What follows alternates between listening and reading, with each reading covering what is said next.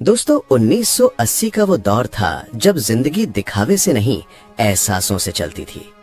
उस समय लोगों के पास पैसे कम होते थे, लेकिन संतोष इतना होता था कि चेहरे पर हमेशा सुकून दिखाई देता था।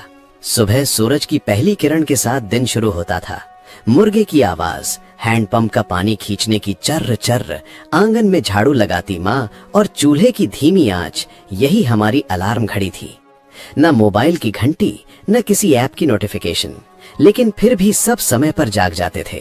बच्चों के स्कूल जाने की तैयारी होती थी। लकड़ी की पट्टी, जिसे हम रक्ती कहते थे, उसे सुबह पानी से धोकर दीवार से टिकाकर धूप में सुखाया जाता था। फिर दवात की स्याही में कलम डुबोकर अक्षर लिखे जाते थे। गलती हो जाए तो उंगली फेर कर मिटा दिया और दोबारा लिख लिया। किताबों में मोर का पंख रखा जाता था, ये विश्वास करके कि इससे विद्या आएगी। आज ये बात भले ही अंधविश्वास लगे, लेकिन उस समय भरोसा बहुत मजबूत था।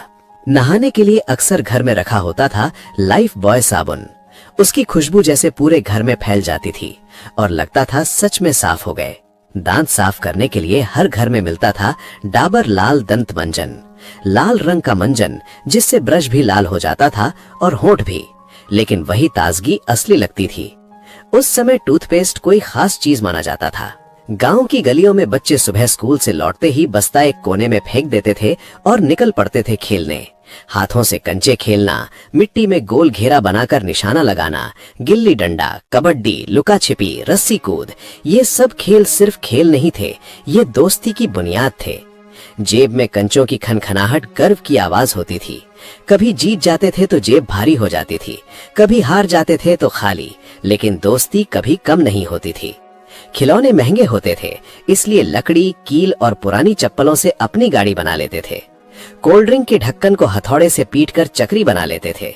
मेले से घिरनी या पानी वाला छोटा गेम खरीद लाते थे जो 2 दिन में टूट जाता था, लेकिन उन 2 दिनों की खुशी आज तक सलामत है।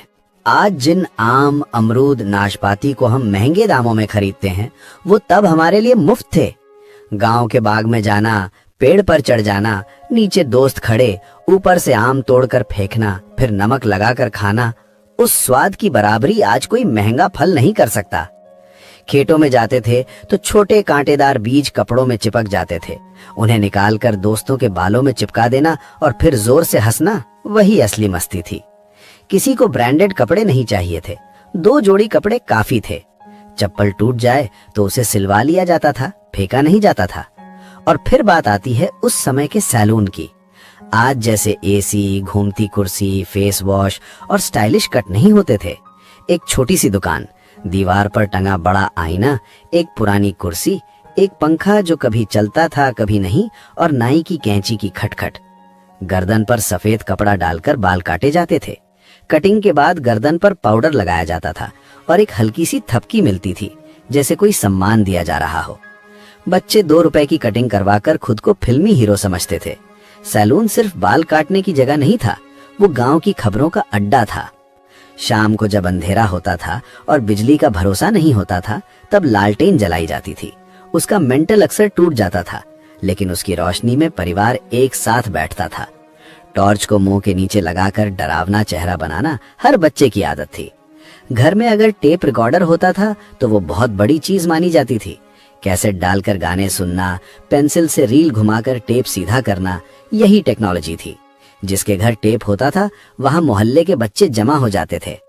और फिर आता था रविवार, खासकर जब टीवी पर आता था रामायण। उस समय हर घर में टीवी नहीं होता था। 50-60 घरों के बाद किसी एक घर में ब्लैक एंड व्हाइट टीवी होता था। रविवार की सुबह लोग जल्दी उठते थे, नहाते थे, साफ कपड़े पहनते थे, घर के काम निपटाते थे और समय से पहले टीवी वाले घर पहुंच जाते थे।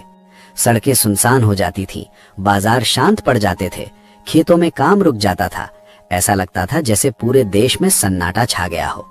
टीवी वाले घर में दरी बिछ जाती थी, बच्चे आगे बैठते थे, बड़े पीछे, महिलाएं एक कोने में। कोई खिड़की से झांकता था, कोई दरवाजे पर खड़ा रहता था।